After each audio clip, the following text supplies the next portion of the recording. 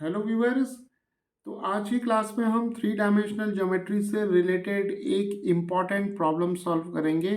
और जो प्रॉब्लम हमारे पास यहाँ पर दी हुई है, इस प्रॉब्लम में हमें एक लाइन की इक्वेशन फाइंड आउट करनी है सिमेट्रिकल फॉर्म में।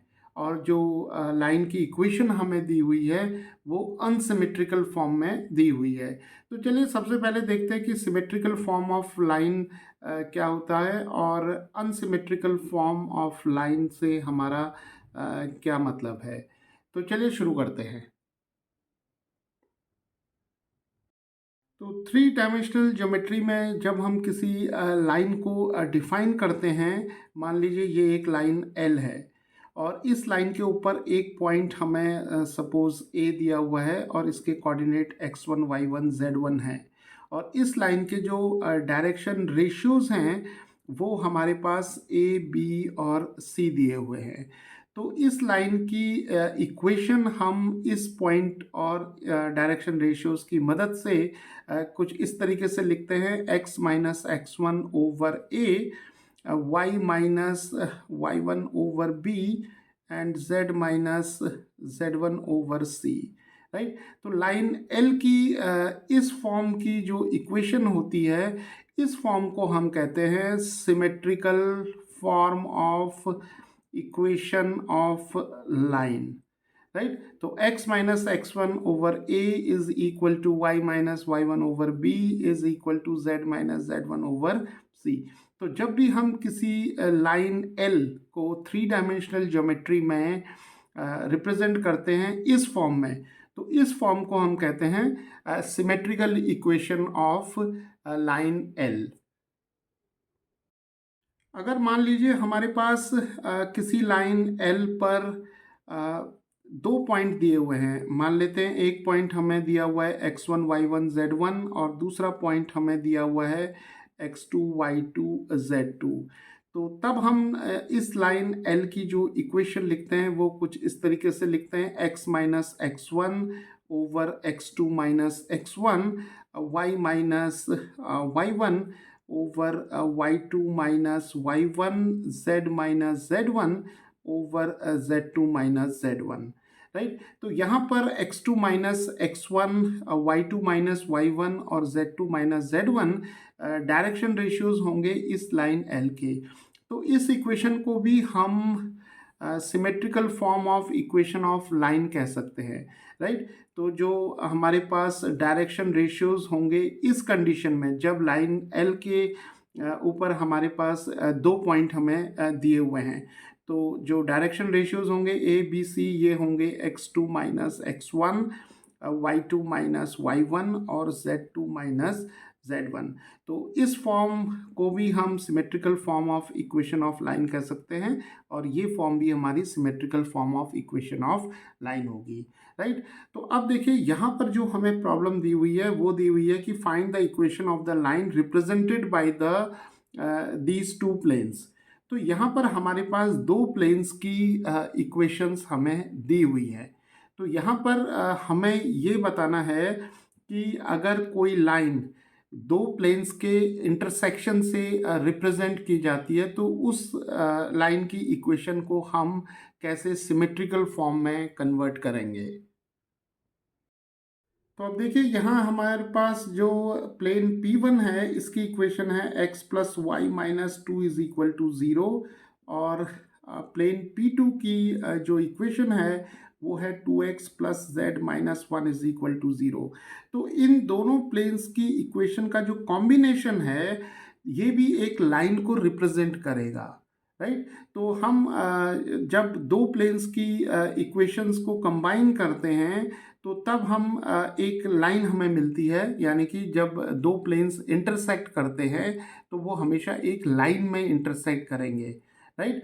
तो किसी लाइन को हम दो प्लेन्स की इक्वेशन के कॉम्बिनेशन के फॉर्म में भी लिख सकते हैं। तो जब हम किसी लाइन की इक्वेशन को दो प्लेन्स के कॉम्बिनेशन के फॉर्म में लिखेंगे तो तब हम लाइन की उस इक्वेशन को कहेंगे अनसिमेट्रिकल फॉर्म। तो यहाँ पर ये दो जो इक्वेशन हमें दी हुई है, इन दोनों इक्वेशन का जो कॉम्बिनेशन है ये भी एक लाइन को रिप्रेजेंट कर रहा है। राइट। लेकिन ये जो लाइन की इक्वेशन है ये इस फॉर्म में हमें लेके आनी है, यानी कि सिमेट्रिकल फॉर्म में, राइट। तो इसके लिए हमें क्या करना पड़ेगा कि हम जो प्रोसेस यहाँ पर अडॉप्ट करेंगे उसे हम देखते हैं कि कैसे हम जो दो लाइंस की दो प्लेन्स की जो इक्वेशंस हमें दी हुई हैं उन्हें हम कैसे symmetrical form of equation of line में कन्वर्ट करेंगे। तो चलिए प्लेन P1 को यहाँ पर हम ड्रॉ करते हैं। ये हमारे पास प्लेन P1 है और हमारे पास यहाँ पर है प्लेन P2। तो इन दोनों प्लेन्स का जो इंटरसेक्शन होगा, यानी कि ये प्लेन हमारे पास है P1 और ये प्लेन है हमारे पास P2। तो ये प्लेन P1 और P2 का जो इंटरसेक्शन है वो ये लाइन है, राइट। तो ये लाइन की इक्वेशन जो है हमें इस फॉर्म में लेके आनी है, राइट। और ये लाइन जो है वो इन दोनों प्लेन्स की इक्वेशन के जो कॉम्बिनेशन है उस फॉर्म में हमें इस प्रॉब्लम में दी हुई है, राइट। तो अब हम जानते हैं कि जब भी दो प्लेन आपस में इंटरसेक्ट करते हैं तो वो एक लाइन में इंटरसेक्ट करते हैं, राइट। तो जब ये लाइन में इंटरसेक्ट करेंगे तो लाइन के ऊपर जितने भी पॉइंट्स होंगे वो पॉइंट्स जो होंगे वो प्लेन P1 और प्लेन P2 दोनों इक्वेशंस को साइमल्टेनियसली यानी कि एक साथ जो है वो सेटिस्फाई करेंगे। तो चलिए अब इन दोनों इक्वेशंस को हम सॉल्व करते हैं और x, y और z की जो वैल्यू है वो किसी पैरामीटर के टर्म्स में हम फाइंड आउट करते हैं, राइट। तो हम क्या करेंगे यहाँ पर, देखिए हमारे पास दो इक्वेशंस हैं और तीन वेरिएबल्स हैं, राइट। तो हम क्या करेंगे कि यहाँ पर किसी भी एक वेरिएबल को हम सेलेक्ट कर लेते हैं।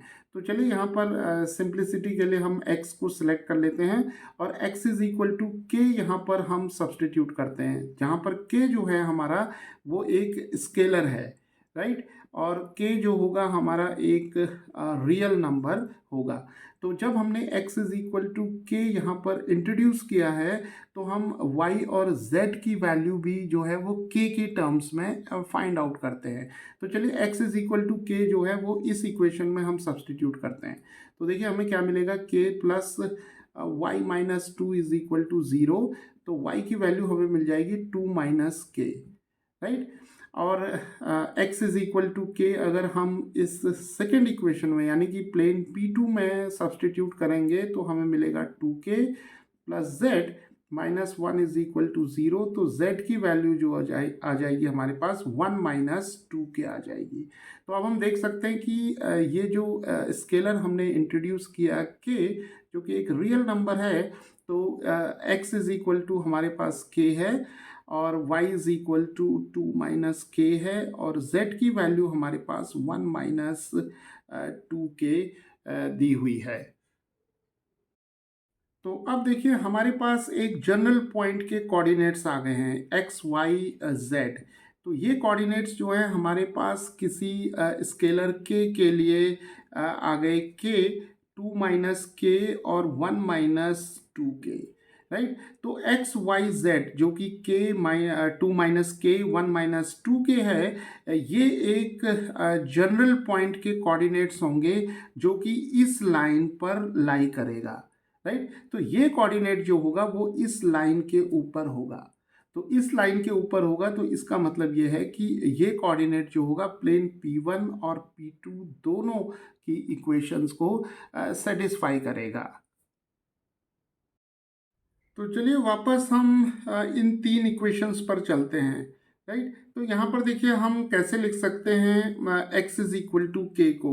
तो x इज इक्वल टू के को हम कुछ इस प्रकार लिख सकते हैं, x minus 0 over 1 is equal to k, right. और y is equal to 2 minus k को हम इस तरीके से लिख सकते हैं, देखिए y माइनस 2 को राइट हैंड साइड में लेके आएंगे और डिवाइड करेंगे यहाँ पर -1 से और यहाँ पर आ जाएगा हमारे पास k। और z is equal to 1 minus 2k को हम लिख सकते हैं z minus 1 over minus 2 is equal to k। तो यहाँ पर हमने लिखा x minus 0 over 1 is equal to k, y minus two divided by minus one is equal to k, z minus one over minus two is equal to k, right. तो अब देखिए यहाँ पर ये जो तीनों टर्म्स हैं ये के इक्वल हैं।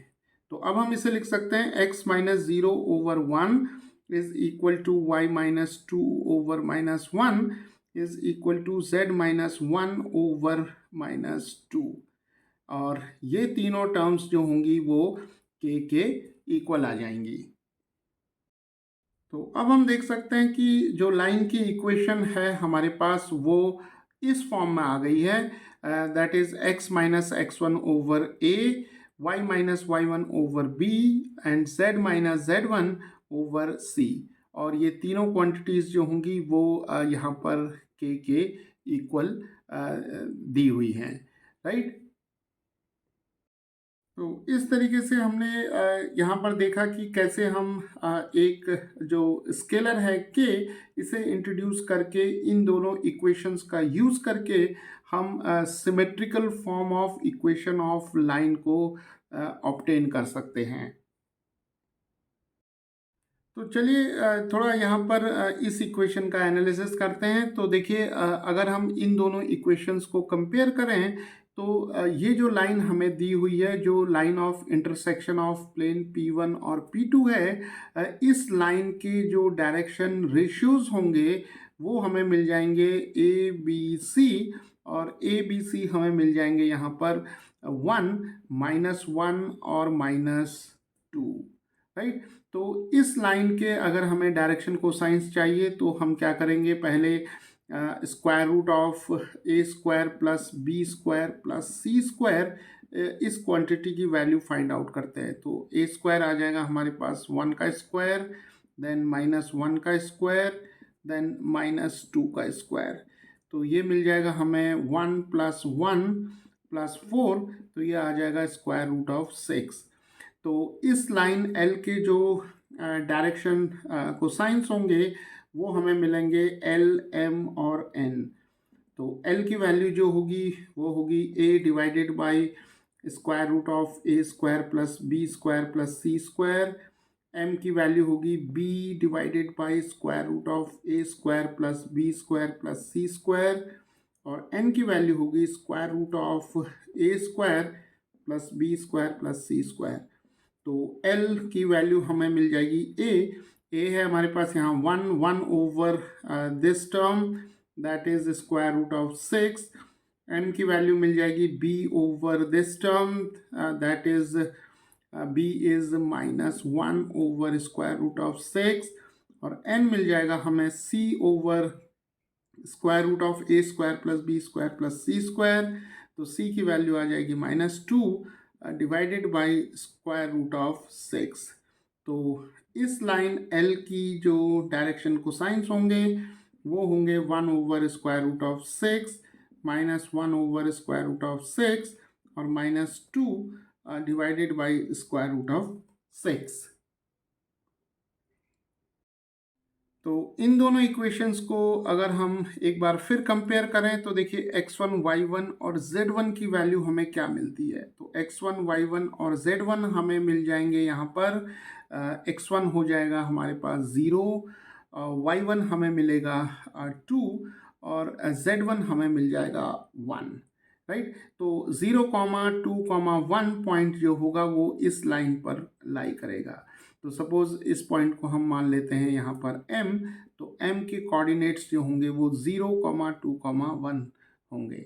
और ये पॉइंट m जो होगा वो इन दोनों प्लेन्स की इक्वेशन को सेटिस्फाई करेगा, राइट। तो हम देख सकते हैं कि ये पॉइंट जो है P1 और P2 दोनों को सेटिस्फाई कर रहा है। तो देखिए x की वैल्यू यहाँ 0 रखते हैं, तो 0 प्लस y2 है, फिर -2 है, तो 2 - 2 0 आ गया, राइट। और सिमिलरली अगर हम प्लेन P2 में इस पॉइंट को सब्सटीट्यूट करेंगे तो हमें मिलेगा 2x, तो 2 × 0 और यहाँ पर z की वैल्यू हमें मिल जाएगी 1 -1 और देखिए ये 0 हो जाएगा, 1 - 1 0 आ जाएगा। तो ये पॉइंट m जो है वो दोनों प्लेन्स P1 और P2 को इनकी इक्वेशंस को सेटिस्फाई करेगा।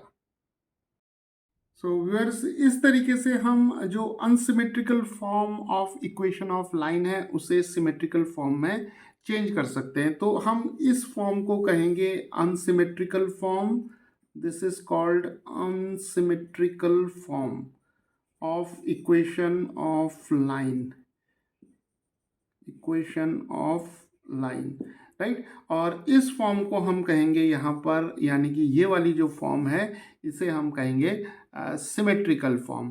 तो ये फॉर्म और ये फॉर्म दोनों जो होंगी वो इक्विवेलेंट होंगी, और फ़र्क केवल ये होगा कि यहाँ पर जो हमारे पास unsymmetrical form of equation of line दी हुई है वो हमारे पास दो प्लेन्स के जो इक्वेशंस हैं उनके कॉम्बिनेशन के फॉर्म में दी हुई है।